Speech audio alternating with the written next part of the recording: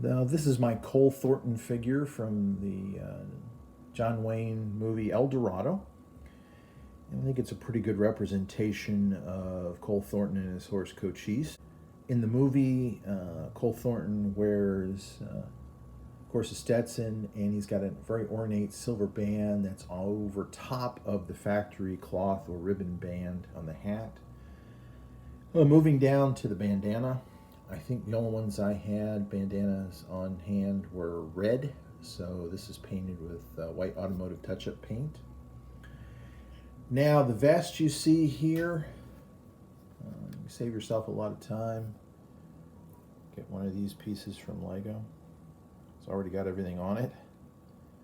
I did not have this at the time, so I made the vest out of this brown craft paper here and glued it over the red shirt. Moving down on the figure, we've got the brick arms Peacemaker there. Again, touched up with Sharpies. Now to get the grip yellow, I had to first paint it with the white automotive touch-up paint. And then when it dried, go over it with the yellow Sharpie. So it's a good representation, I think, of the imitation aged ivory grip that Wayne used on his revolvers in most of his westerns, I think, of the 1960s and perhaps early 1970s. Then finally, we've got the Winchester carbine.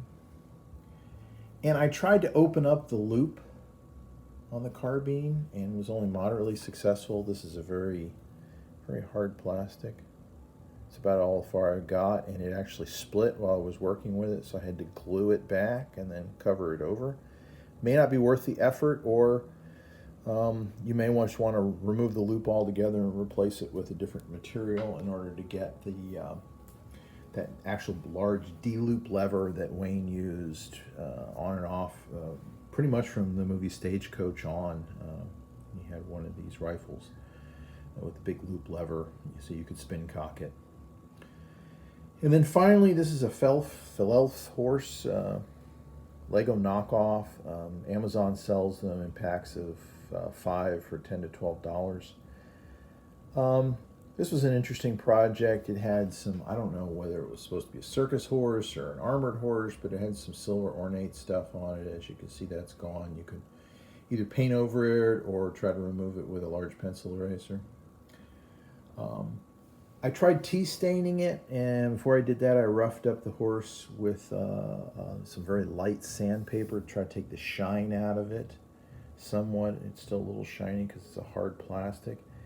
Tea staining was only moderately successful, but I think the combination of going over it with a very light grit sandpaper and the tea staining maybe helped take some of the shiny out of it.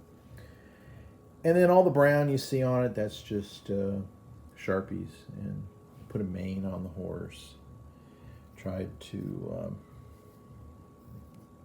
bring out some of the features on the tail, did the hooves.